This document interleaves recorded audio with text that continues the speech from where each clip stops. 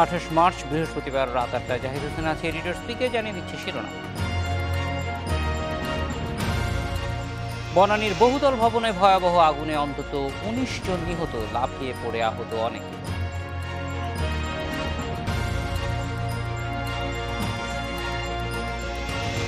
দেশি বিদেশি পাচার চক্রের খপ্পরে রোহিঙ্গারা, সমুদ্রে হত্যা, ধর্ষণ, জিম্মি করে অর্থ আদায়।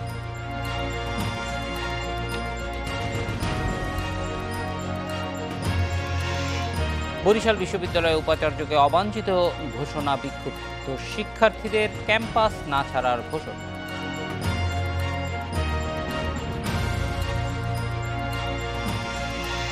বনানী এফা টাওয়ারে আগুন নিয়ে কথা বলতে আমাদের সঙ্গে আছেন প্রত্যক্ষদর্শী একে ফাইয়াজুল হক রাজু, কুর্মিটোলা জেনারেল হাসপাতাল থেকে যোগ দিচ্ছেন সহকর্মী নূরে আলম, এবং বনানী এফা টাওয়ারের সামনে আছেন সহকর্মী আদিলুর রহমান। একে ফাইয়াজুল হক, আপনার কাছে প্রথমে আসি। কোন পরিস্থিতিতে আপনি স্বজনকে উদ্ধারের জন্য সেখানে গেলেন? কিভাবে এই উদ্ধার তৎপরতা চলছিল তখন?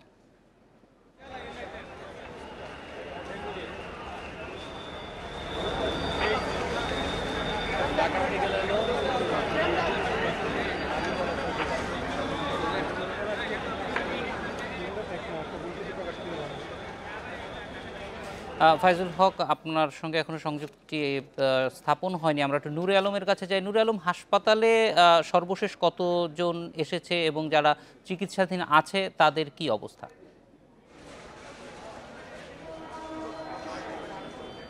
এখন পর্যন্ত এখানে চিকিৎসাধীন রয়েছে 44 জন। তবে কিছুক্ষণ আগে 60টি মরদেহ, সব মিলিয়ে মোট 60টি মরদেহ এখানে এসেছে বনানী অগ্নিকাণ্ডের ঘটনায়।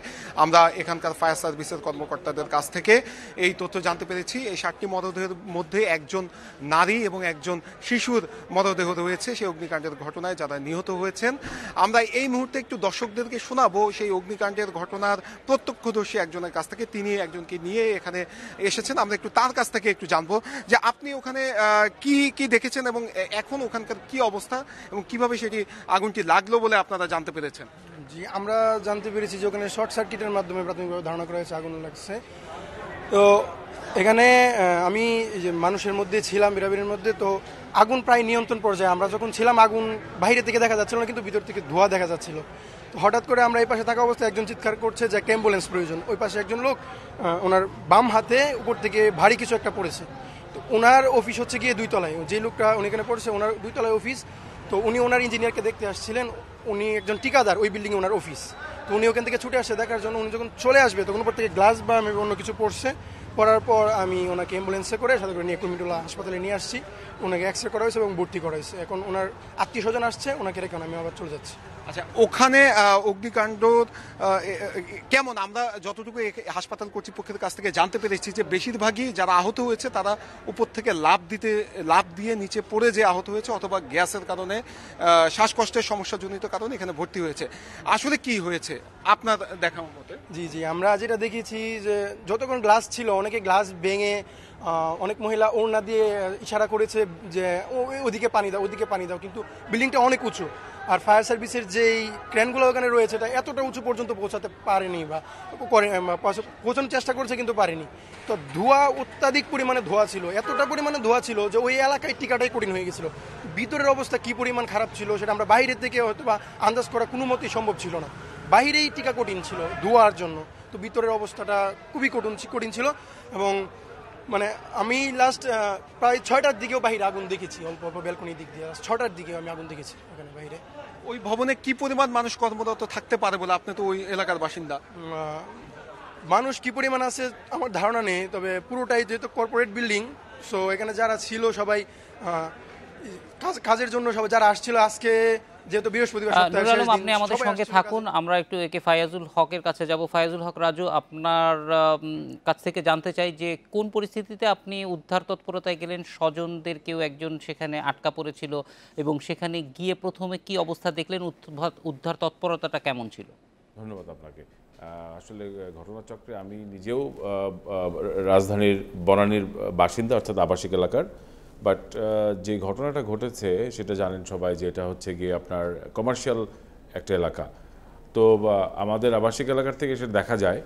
আর ইনফ্যাক্ট আমার একজন নিকট আত্মীয় ওই বিল্ডিংয়ের 14 তলায় ওনাদের অফিস আছে। তো আমরা সঙ্গত কারণেই আপনার বেশ আশঙ্কায় ছিলাম। তো উনি মাশাআল্লাহ রক্ষা পেয়েছেন এবং ওনার অফিসের কয়েকজন আহত হয়েছেন। বাট যে জিনিসটা আমি আমাদের ইন্ডিপেন্ডেন্ট টিভির সকল দর্শকদের জন্য এবং দেশবাসীর জন্য যেটা বলতে চাই যে এই এত বড় একটি ঘটনা ঘটলো, আসলে এখানে সাবধানতার যে ব্যাপারটা, অর্থাৎ একটা বিল্ডিংয়ের এই ধরনের একটা মাল্টি স্টোরেড অলমোস্ট 20 তলা একটা বিল্ডিং এবং পাশের বিল্ডিংগুলো সমমানের, অর্থাৎ আপনার স্টোরেড, কেউ 18 বা কোনো বিল্ডিংগুলো আপনার 20 তলা 22 তলা, এরকম ক্লাস্টার, এক ধরনের ক্লাস্টার অফ আপনার হাই রাইজ বিল্ডিংস।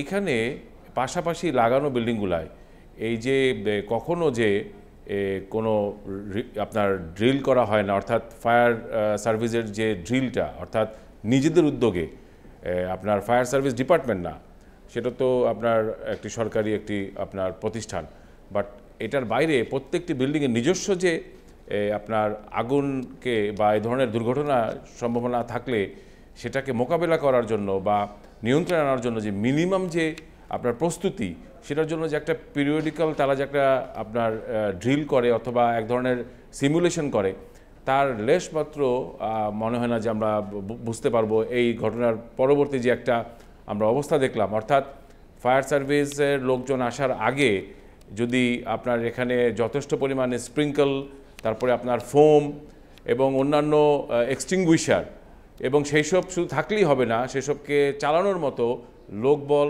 এবং এক্সপার্টিজ, এই সব কিছু যদি থাকতো তাহলে হয়তো প্রাথমিকভাবেই এই আগুনের যে এত বড় একটা ব্যাপ্তি বা এত ব্যাপকতা এবং ভয়াবহতা, এটা হয়তো আমরা দেখতে পেতাম না।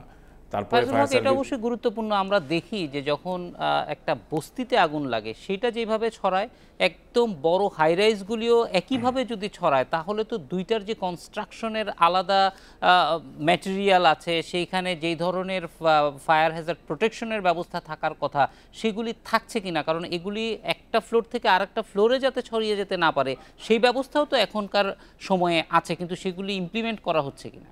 না, এখানে একটা জিনিস কি, আমি মানে সবার একই কথা যে কে এটার দায়িত্ব নেবে, মানে এটা কিন্তু একটা খুব $1 মিলিয়ন কোশ্চেন দাঁড়া যাচ্ছে এখন, যে একটা সন্ধিহান অবস্থা, যে পার্টিকুলারলি আপনি কাকে ধরবেন। বিল্ডিংয়ের মালিককে, বিল্ডিংয়ের যে আগুনের ক্ষেত্রে যান বাঁচানোর যেই প্রাথমিক ধাপটা, সেটা আসলে যারা এইখানে আগুনের আশেপাশে থাকবেন, অর্থাৎ নিজেকেই করতে হবে। সেখানে ইকুইপমেন্ট আছে কিনা, আমরা বছরের পর বছর অফিস করি কিন্তু জানি না যে কি ইকুইপমেন্ট আছে, কিভাবে ব্যবহার করতে হয়। আসলে ফায়ার সার্ভিস শেষ পর্যন্ত আগুন হয়তো নিভাতে পারবে, কিন্তু মানুষের জীবন রক্ষার ক্ষেত্রে তাদের আসতে যেই সময়, সেটার মাঝখানে যদি প্রাথমিকভাবে নিয়ন্ত্রণের কাজ সেখানকার বাসিন্দারা করতে না পারে, তাহলে এটা আসলে খুব কঠিন হয়ে যায়। না, আমি আশেপাশের বাসিন্দাদের হয়তো সেরকম আপনার এই ধরনের এক্সটিংগুইশিংয়ের জ্ঞান বা আইডিয়া থাকার কথা না, বাট বিল্ডিংয়ের যারা ম্যানেজমেন্টের সঙ্গে জড়িত, অর্থাৎ এই ধরনের হাই রাইজ বিল্ডিংগুলোর একটা জানেন যে ম্যানেজমেন্ট কর্তৃপক্ষ থাকে, আদার দেন দি ওনার্স, মানে ওনার একটা কর্তৃপক্ষ, আর বিল্ডিংকে ম্যানেজ করার জন্য এই ধরনের বিল্ডিংয়ে এতগুলো ফ্লোর নিশ্চয়ই একটা ম্যানেজমেন্ট কমিটি থাকে বা একটা ম্যানেজমেন্ট একটা আপনার মোটামুটি একটা বলেন যে একটা গ্রুপ থাকে। তাদের কাছে কি যথেষ্ট পরিমাণ ফায়ার এক্সটিংগুইশিং ইকুইপমেন্ট ছিল? তারপরে আপনার যদি থেকে থাকে, তাদের কি সেই লোকবল ছিল সেসব চালানোর জন্য এবং এক্সপার্টিস ছিল? এবং যদি থেকে থাকে তাহলে তারা ব্যর্থ হলো কেন? বিকজ ইমিডিয়েট এটাকে কন্ট্রোলে আনার জন্য যে চেষ্টা, সেটা কিন্তু দেখা যাচ্ছে না বা সেটার কথা শোনাও যাচ্ছে না।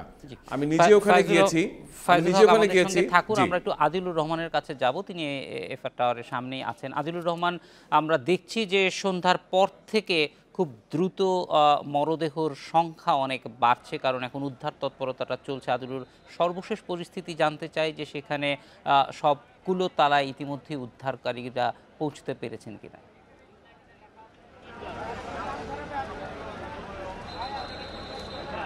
হ্যাঁ, এই মুহূর্তেই এই ভবনের সবগুলো তলাতেই উদ্ধারকর্মী যারা আছেন, অর্থাৎ ফায়ার সার্ভিসের কর্মী যারা আছেন, নৌবাহিনীর সদস্যরা আছেন, সেনাবাহিনীর সদস্যরা আছেন, এর সাথে যারা রেড ক্রিসেন্টের কর্মী যারা কাজ করছেন তারা কিন্তু এই ভবনের সবগুলো তলাতেই এই মুহূর্তে তারা সেখানে পৌঁছতে পেরেছেন এবং তারা তাদের মতো করে তল্লাশি করেছেন। এবং সন্ধ্যা থেকেই আমরা যেমনটি দেখছিলাম যে এই ভবনের ভেতর থেকে একের পর এক মরদেহ উদ্ধার করা হচ্ছে এবং এখানে নিহত এবং আহতের যে তথ্য, সেই তথ্যটি জানানোর জন্য এখানে ফায়ার সার্ভিসের পক্ষ থেকে একটি তথ্য কেন্দ্র খোলা হয়েছে এবং কিছুক্ষণ পর পর গণমাধ্যমকে সেখান থেকে ব্রিফিং করা হচ্ছে। আমি সহকর্মীর মাধ্যমে এখানে যে তথ্য কেন্দ্রটি খোলা হয়েছে আর সেখানে যে তথ্যগুলো দেওয়া হয়েছে সেই তথ্যগুলো একটু দর্শকদের উদ্দেশ্যে জানাতে চাই যে এখানে ফায়ার সার্ভিসের মোট 21টি ইউনিট তারা আগুন নিয়ন্ত্রণে কাজ করেছেন। 133 জনের বেশি সদস্য তারা এখানে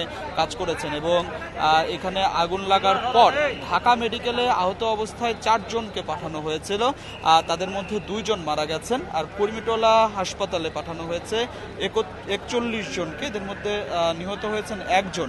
আর ইউনাইটেড হাসপাতালে পাঠানো হয়েছিল 25 জনকে, তার মধ্যে 3 জন মারা গিয়েছেন। এই মোট 6 জন হাসপাতালে মারা গিয়েছেন আর 13 জনকে এই ভবনের বিভিন্ন তলা থেকে দগ্ধ অবস্থায় তাদের মরদেহ উদ্ধার করা হয়েছে। এই মোট 19 জন এখন পর্যন্ত নিহত হয়েছেন বলে তাদের যে সবশেষ যে তথ্য, সেই তথ্যটিতে আমাদেরকে জানানো হয়েছে। এবং একই সাথে আপনাকে জানিয়ে রাখি যে বিভিন্ন হাসপাতালে এখন চিকিৎসা নিচ্ছেন 70 জন, যাদেরকে উদ্ধার করে আমরা দেখেছিলাম যে আগুন লাগার পরপর ফায়ার সার্ভিসের যে হাইরেস্ট ক্রেনগুলো ছিল সেই ক্রেনের মাধ্যমে যারা আটকে পড়া ছিলেন তাদেরকে উদ্ধার করে বিভিন্ন হাসপাতালে পাঠানো হয়েছে। এমন তথ্য পাচ্ছি আমরা 70 জন যারা এখন চিকিৎসা নিচ্ছেন। আর উদ্ধার কাজ এখনো চলছে এবং খুব জোরে সোরেই উদ্ধার কাজ চালাচ্ছে।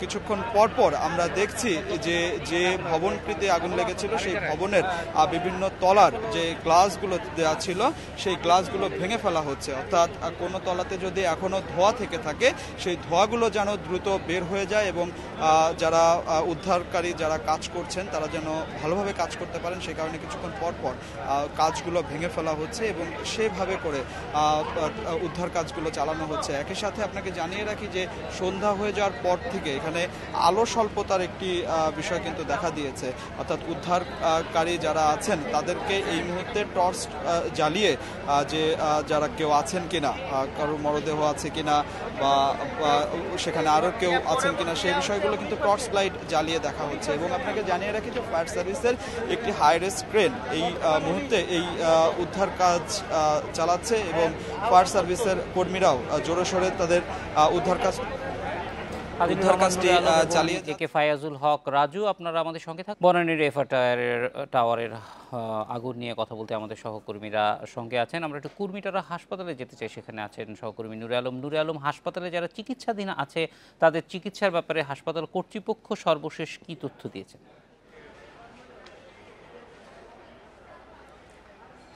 আমি এই মুহূর্তে আছি কুর্মিটোলা জেনারেল হাসপাতালে। এখানে 45 জন অগ্নিকাণ্ডের ঘটনায় চিকিৎসাধীন অবস্থায় রয়েছে। আমরা কথা বলেছিলাম হাসপাতালের পরিচালকের সাথে, তিনি আমাদেরকে যেটি জানিয়েছেন তাদের কেউই আশঙ্কাজনক অবস্থায় এখানে নেই, সবাই আশঙ্কা মুক্ত।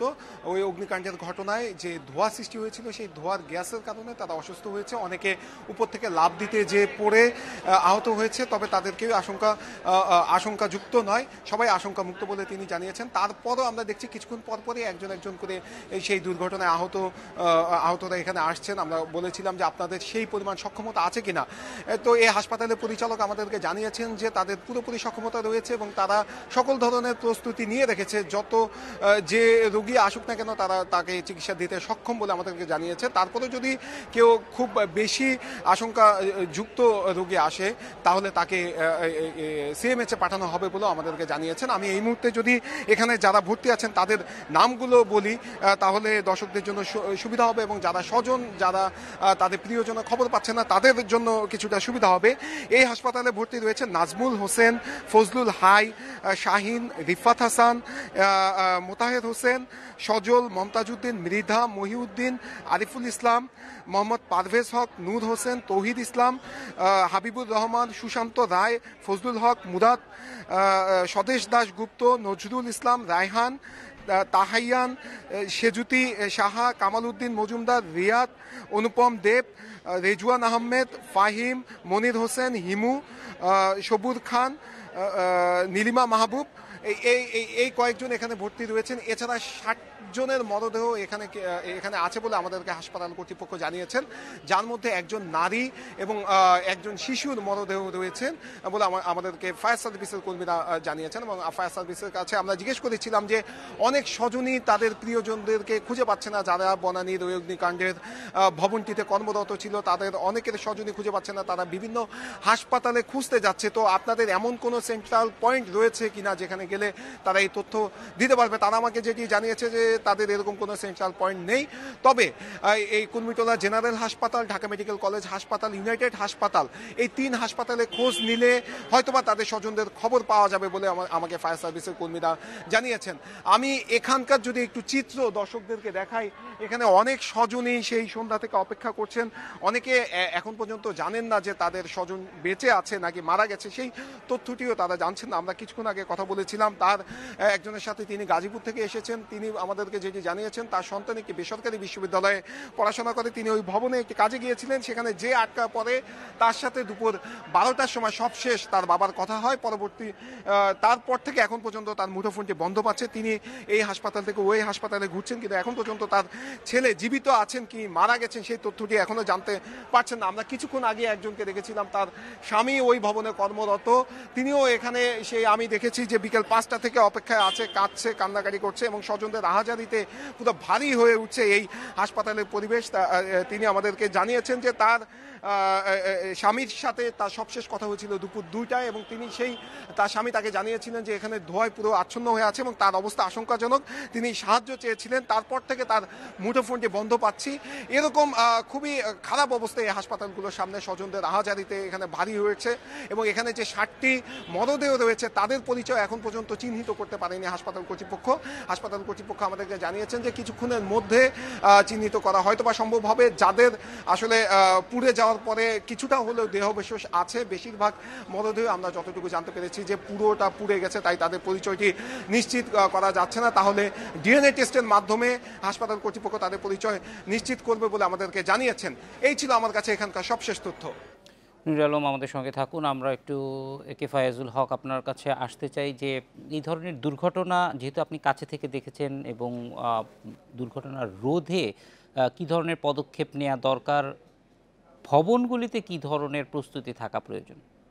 ধন্যবাদ আপনাকে। আবার আসলে দেখেন, বেসিক্যালি আমরা তো কেউ আপনার ফায়ার এক্সপার্ট না বা এই ধরনের কাজের সঙ্গে, বাট কমন সেন্স আমাদেরকে বলে যে যেটা সবচেয়ে ইম্পর্টেন্ট বা যেটা আমরা ধর্তব্যের ভিতরে নিতে পারি এবং নেওয়া উচিত, সেটা হচ্ছে যে এই ধরনের বিল্ডিংগুলা, অর্থাৎ এই যে ক্লাস্টার অফ আপনার হাই রাইজ বিল্ডিংস যদি একসঙ্গে থাকে, এটা থাকতেই পারে। বিকজ বাংলাদেশে যেভাবে ব্যবসা বাণিজ্যের প্রসার হচ্ছে, আপনার নানানভাবে অর্থনৈতিক কর্মকাণ্ড হচ্ছে, তাতে করে এই ধরনের বিল্ডিং হবে, অফিস আদালত হবে, ব্যবসা বাণিজ্যের প্রসার ঘটবে এবং মানুষ কাজের জন্য এইসব বিল্ডিংয়ে তাদের অফিস, ব্যবসা প্রতিষ্ঠান তারা স্থাপন করবে।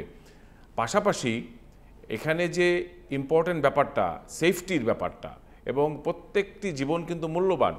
এখন এই বিল্ডিংগুলায় যে আমি প্রথমে যেটা বললাম আজকে, যে যদি পর্যাপ্ত পরিমাণ ফায়ার এক্সটিংগুইশিং ইকুইপমেন্ট এসব যদি থেকে থাকে, ফোম থেকে থাকে, তাহলে সেসব কি ব্যবহার করা হয়েছিল কি না আদৌ। আবার যদি না থেকে থাকে তাহলে সেটা আরেকটি প্রসঙ্গ। আমাদেরকে আসলে যথাযথ কর্তৃপক্ষের মাধ্যমে এটার তদন্ত করে বার করতে হবে এবং একদম এবার খোলাসা করা উচিত যে কাদের এসব দায়। কারণ দেখেন, বারবার এই ধরনের ঘটনাগুলো ঘটছে এবং আমরা দেখছি যে ঘটনা ঘটার পর আমরা আসলে কিন্তু সত্যিকার অর্থে আমাদের কোনো শিক্ষা হয় না। এটা আমরা দেখি যে সবাই তাকিয়ে থাকেন আপনার সরকারের দিকে, বা অনেক সময় আমরা শুধু মাননীয় প্রধানমন্ত্রীর দিকে তাকিয়ে থাকি। বাট মাননীয় প্রধানমন্ত্রী একা বা সরকার একা কতটুক সামাল দিতে পারবেন? কারণ এই যে বিল্ডিংয়ের যে ম্যানেজমেন্ট কর্তৃপক্ষগুলা, প্রত্যেকটা বিল্ডিংয়ের ইন্ডিভিজুয়াল ওনার এবং ম্যানেজমেন্ট থাকে, তাদের কি করণীয় ছিল এবং তারা কি সেই সব কি করেছিল কিনা, এইসব কিন্তু আসলে একটি আমার মনে হয় যে টোটাল একটা বিচারিক তদন্তর দরকার আছে। অর্থাৎ আপনার জুডিশিয়াল ইনকোয়ারি করা দরকার এবং এটা রেমিডিয়াল যে অ্যাকশন প্ল্যানগুলো সেটা এখন থেকে নেওয়া দরকার। কারণ দেখেন ঢাকায় এরকম শুধু বনানীতে নয়, এন্টায়ার গুলশান এবং আপনার বনানী মহাখালী সহ ব্যাপক অর্থে কিন্তু আপনার এই ধরনের বড় বড় বিল্ডিং হয়েছে, কিন্তু সেই বিল্ডিংগুলায় এই ধরনের পর্যাপ্ত আপনার ফায়ার এক্সটিংগুইশিং যে সিস্টেমটা বা ইকুইপমেন্টগুলো সেসব কি বসানো আছে কিনা, এবং থাকলে সেসব চালানোর মতো পর্যাপ্ত লোক বল এক্সপার্টিস আছে কিনা, তারা কি যথাসময় সেখানে উপস্থিত ছিল কিনা, বিশেষ করে ফায়ার ডোরগুলা অর্থাৎ এক্সিট ডোরগুলা সেসব কি খোলা হয়েছিল কিনা বা সেসব খোলার জন্য লোকবল ছিল কিনা, এবং মানুষ যেন এই ধরনের একটি ঘটনা ঘটলে কি করণীয় পরবর্তীতে তার কোনো রকম ট্রেনিং বা কোনো রকম আপনার পূর্ব প্রস্তুতি বা এই ধরনের কোনো নির্দেশনা কিছুই নাই। তো এইসব হলে মানে একটা হচ্ছে যে নিয়ন্ত্রণ কর্তৃপক্ষ হিসেবে যারা এই ধরনের ভবনের অনুমোদন দেয় তাদের হয়তো একটা দেখার জিনিস আছে যে ফায়ার সেফটির জন্য কি ব্যবস্থা নেওয়া হয়েছে, যেই ধরনের সিঁড়ি থাকার দরকার, কারণ একটা ফায়ার সেফটি স্টেয়ার যদি থাকে সেখানে কিন্তু আগুন পৌঁছানো অনেক কঠিন, কিন্তু ওইটা যথাযথভাবে করা হচ্ছে কিনা, সেইটার দরজাটাও আবার ফ্লেমেবল দরজাই রাখা হচ্ছে কিনা, এরকম অনেক বিষয় আছে যেগুলি আসলে একদম শুরুতেই দেখা দরকার। সেইগুলি আমরা অনেক ভবনেই গিয়ে দেখি যে এই জিনিসগুলি সেফটি মেজার্সগুলি যথাযথ নেওয়া হচ্ছে না। আমরা যখন উপরের দিকে যাচ্ছি তখন কিন্তু এই বিষয়গুলি জানা দরকার।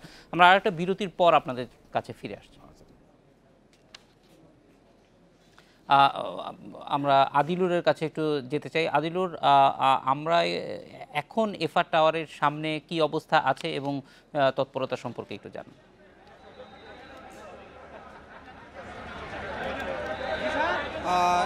এফআর টাওয়ারের যে উদ্ধার তৎপরতা সেটি কিন্তু এখনো চলছে।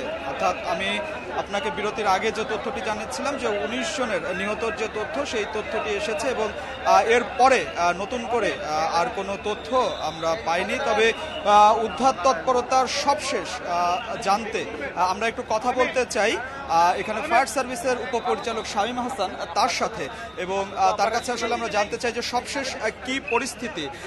আপনার কাছে আমরা একটু জানতে চাই যে উদ্ধার তৎপরতার এখন কোন পর্যায়ে রয়েছে, আর মরদেহ এখন পর্যন্ত কত জনের মরদেহ উদ্ধার হয়েছে? উদ্ধার তৎপরতা এখন অগ্নিকাণ্ড নির্বাপন শেষ। এখন আমাদের টিম ভিতরে ঢুকে গেছে, 11-12 তলা পর্যন্ত তারা টোটালটা চেক আপ করতেছে। টোটাল চেক আপ করে যে ডেড বডি পাবে, এখন পর্যন্ত কত 19টা ডেড বডি মোট আছে, আর 70 জন আহত আছে।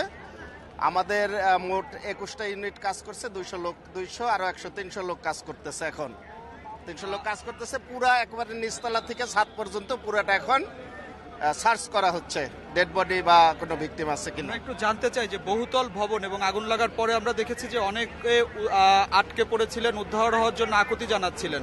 তো এত বড় একটি ভবন, এই ভবনের জরুরিভাবে নেমে যাওয়ার যে সিঁড়ি, সেই সিঁড়িটি সচল ছিল কিনা এবং তাৎক্ষণিকভাবে নামার যে ব্যবস্থা সেটি ছিল কিনা, আপনারা কি দেখেছেন? এখানে সিঁড়িগুলি খুবই চিপা, ন্যারো, সংকীর্ণ, এবং অগ্নি নিরাপত্তা ব্যবস্থা একটা হাই রাইজ বিল্ডিং এর যে ধরনের থাকা দরকার সেই ধরনের অগ্নি নিরাপত্তা ব্যবস্থা নাই।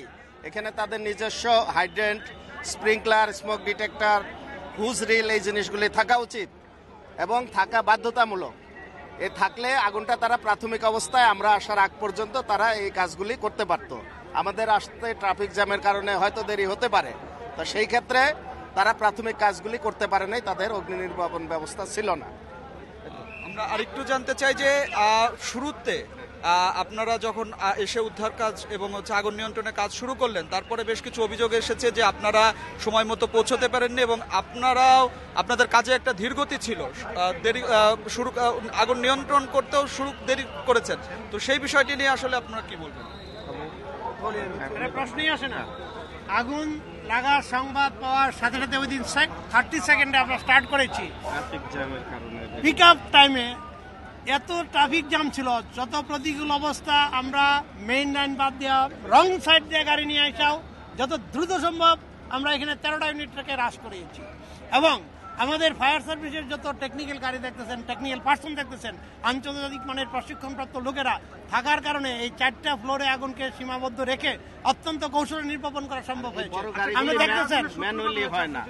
হ্যাঁ, আপনি প্রাথমিকভাবে যেমনটি তিনি আমাদেরকে বলছিলেন যে ফায়ার সার্ভিসের যে গাফিলতি, সেই ধরনের কোনো গাফিলতি আসলে ফায়ার সার্ভিসের পক্ষ থেকে ছিল না, এবং বরাবরই আসলে একটি বিষয় যেটি সামনে এসেছিল যে এই ভবনের যে জরুরিভাবে নেমে আসার যে সিঁড়ি, সেটির পর্যাপ্ত ব্যবস্থা ছিল না, এবং ফায়ার সার্ভিসের উপপরিচালক তিনি কিন্তু বলছেন যে সেই সিঁড়িটি খুবই চিপা ছিল এবং তাৎক্ষণিকভাবে আগুন নিয়ন্ত্রণের কোনো ব্যবস্থা এই ভবনটিতে ছিল না, যেটি বহুতল ভবনে আসলে থাকা উচিত। আদিলুর রহমান, আপনি আরো তথ্য সংগ্রহ করুন, আমরা আবার আপনার কাছে ফিরে আসবো। আমাদের সঙ্গে আছেন বনানী থেকে আদিলুর রহমান। আদিলুর, আমরা সর্বশেষ পরিস্থিতি জানতে চাই উদ্ধার তৎপরতায়। আমরা জানি যে ভবনের ভেতরে ঢুকেছে, তৎপরতা চলছে, ফায়ার সার্ভিসের পক্ষ থেকে কি জানানো হয়েছে?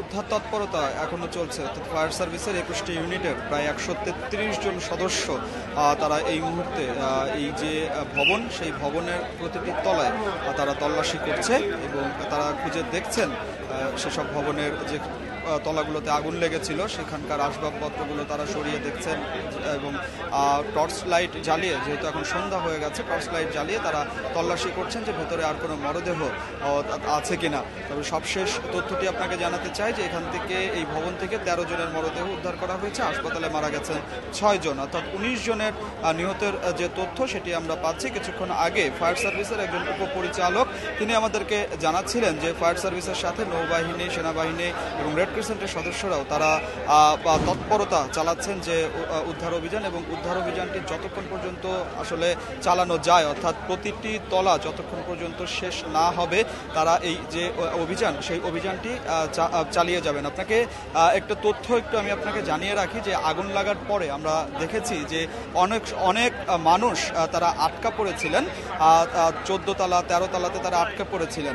সেখানে আগুন পৌঁছয়নি, কিন্তু তারা নামতে পারছিলেন না। আমরা ফায়ার সার্ভিসের উপপরিচালকের কাছে প্রশ্ন করেছিলাম তাহলে কি এই ভবনটিতে যে জরুরিভাবে নেমে যাওয়ার যে সিঁড়ি, সেটির ব্যবস্থা ছিল কিনা। তিনি আমাদেরকে জানিয়েছেন যে সেই সিঁড়িটি খুবই চিপা ছিল, যে কারণে সবাই একসাথে নামতে পারেননি। এছাড়া এই ভবনের আগুন নিয়ন্ত্রণের কোনো ধরনের কোনো নিজস্ব কোনো ব্যবস্থাপনা ছিল না। যদি সেটি থাকতো তাহলে এই এত বড় যে ক্ষয়ক্ষতি এবং এত মানুষের যে প্রাণহানি, সেটি ঘটতো না। আসলে বহুতল ভবনের যে ধরনের অগ্নি নির্বাপনের বা আগুনের যে ধরনের নিরাপত্তা থাকা উচিত, সেই নিরাপত্তাগুলো কিন্তু এখানে ছিল না, যে কারণে এত বড় একটি ঘটনা ঘটেছে। আর আরো বেশি তথ্য জানা যাবে। 5 সদস্যের একটি তদন্ত কমিটিও এর মধ্যে গঠন করা হয়েছে, তারা কাজ শুরু করেছে। তো আমার আদিলুর রহমান, অনেক ধন্যবাদ আমাদের সঙ্গে যোগ দেওয়ার জন্য।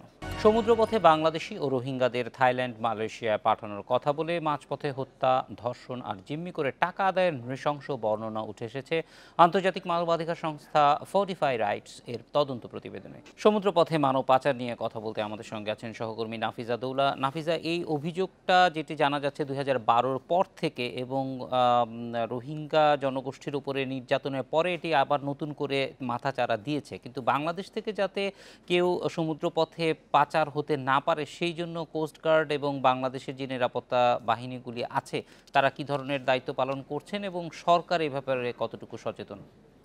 আপনি জানেন জাহিদ, আমরা 2012-র পরে কিন্তু বিভিন্ন সময় দেখেছি থাইল্যান্ডের বিভিন্ন জায়গায় গণহত্যার কবর উঠে এসেছে, এবং সেই সময়ও কিন্তু মানব পাচারের যে বিষয়টি আছে সেটি সারা বিশ্বকে নাড়িয়ে দিয়েছিল, এবং সেখানে বাংলাদেশের সংখ্যাটি কিন্তু খুব বেশি ছিল বলে আমার যতটুকু মনে আছে। তো এইখানে যেই প্রতিবেদনটি বের হয়েছে সেখানে রোহিঙ্গার পাশাপাশি বাংলাদেশিদের কথাও বলা হয়েছে, এবং এই মুহূর্তে আমরা যতটুকু দেখতে পাচ্ছি যে রোহিঙ্গা 2017 সালে আসার পর থেকে সেখানে নিরাপত্তার ব্যবস্থা জোরদার করা হয়েছে। তার পাশাপাশি সমুদ্র সীমা যেখানে আছে বাংলাদেশের, সেখানে টেকনাফ থেকে আমরা দেখেছি বিভিন্ন সময় সেখান থেকে মানব পাচারের বিষয়ে একটি কেন্দ্র বলা চলে, উল্লেখযোগ্য কেন্দ্র, সেখানে কিন্তু টহল বাড়ানো হয়েছে, এবং এই সময়ের মধ্যে কিন্তু সেই পরিমাণের মানব পাচারের যে ঘটনাটি আছে যেটি 2012-র পরে ব্যাপক আকার ধারণ করেছিল, সেটি কিন্তু কিছুটা কমে এসেছে বলে আমরা বিভিন্ন প্রতিবেদনে দেখতে পেয়েছি। জাহিদ, নাফিজা, সাম্প্রতিক সময় খুব বেশি এরকম ঘটনা আমাদের নজরেও আসেনি। এই প্রতিবেদনটি যেহেতু অতীতের সময় নিয়ে করা, কিন্তু বাংলাদেশে দেশের ভেতর থেকে যারা দালাল ছিল তাদেরকে চিহ্নিত করে খুঁজে বের করে আইনের আওতায় নিয়ে আসার প্রক্রিয়াটিও এখন আগের মতো সচল আছে বলে মনে হচ্ছে না, এই ব্যাপারে ব্যবস্থা কতটুকু নেওয়া হচ্ছে, কোনো তথ্য আছে কি? জাহিদ, এই মুহূর্তে যেটি আছে, রোহিঙ্গারা অনুপ্রবেশের পর থেকে কিন্তু বাংলাদেশে যে বিষয়টি মানব পাচারকে ছাড়িয়েও যে বিষয়টি আলোচনায় এসছে সেটি হলো ইয়াবা পাচার। সেখানে সেই বিষয়টি গুরুত্ব দেওয়ার সাথে সাথে কিন্তু বাংলাদেশ সরকার সেই বিষয়টি যখনই গুরুত্ব দিচ্ছে, তার পাশাপাশি কিন্তু কোস্টগার্ডরা সমুদ্র সীমার নিরাপত্তা সর্বোচ্চ বাড়িয়ে দিয়েছে। বলা চলে ইয়াবার পাচার রোধ করার সাথে সাথে কিন্তু মানব পাচার রোধের বিষয়টিও ব্যাপকভাবে চলে এসছে নিরাপত্তার ক্ষেত্রে। নাফিজাতুল্লাহ, অনেক ধন্যবাদ আমাদের সঙ্গে যোগ দেওয়ার জন্য। বরিশাল বিশ্ববিদ্যালয় ক্যাম্পাসে উপাচার্য ডক্টর এস.এম. ইমামুল হককে অবাঞ্ছিত ঘোষণা করেছে আন্দোলনরত শিক্ষার্থীরা। এ সময় তারা ক্যাম্পাস ত্যাগ না করার ঘোষণাও দেন। এ নিয়ে কথা বলতে বরিশাল থেকে যোগ দিচ্ছেন সহকর্মী মুরাদ আহমেদ। মুরাদ, বরিশাল বিশ্ববিদ্যালয়ের সর্বশেষ পরিস্থিতি কি?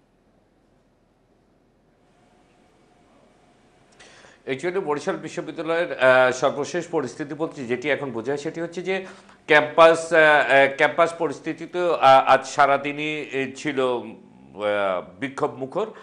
আর যেটি হয়েছে যে ওরা ক্যাম্পাসে বিক্ষোভ করার পর ওরা যে যার হলে ফিরে গেছে। তো 3টি হলে প্রায় 1000 ছাত্রছাত্রী সেখানে শিক্ষার্থী রয়েছে। তো বিকেল 5টার মধ্যে তাদের বের হওয়ার কথা ছিল, যেটা তারা করেনি এবং তারা বের হবে না এমনটি জানিয়েছে। তারা উল্টো যেটা করেছেন যে বরিশাল বিশ্ববিদ্যালয়ের যিনি ভিসি রয়েছেন তাকে ক্যাম্পাসে অবাঞ্ছিত ঘোষণা করা হয়েছে। আর বিশ্ববিদ্যালয়ের সংশ্লিষ্ট যারা ছিলেন তাদেরকে আমরা এই আপডেট পরিস্থিতি সম্পর্কে জানতে চেয়েছিলাম। তো তারা যেটা বলেছেন যে ক্যাম্পাসে একটা নির্দেশনা আছে বিকেল 5টার মধ্যে বের হয়ে যাওয়ার। তো সেক্ষেত্রে ওরা যদি না শুনে, তো এখন এমন একটা অবস্থা বরিশাল আপনারা জানেন যে নদী ঘেরা এলাকা। তো এই মুহূর্তে আসলে বরিশালে ছাত্রছাত্রীদের বের করে দেওয়াও কোনো ক্রমেই সম্ভব না। তো আপাতত যারা চলে যাচ্ছে যারা আছে তারা ক্যাম্পাসে অবস্থান করছে, বাইরে পুলিশ টহল রয়েছে। এই মুরাদ আহমেদ, অনেক ধন্যবাদ আমাদের সঙ্গে যোগ দেওয়ার জন্য। এই ছিল এডিটর স্পিকে আমন্ত্রণ আমাদের পরের আগে।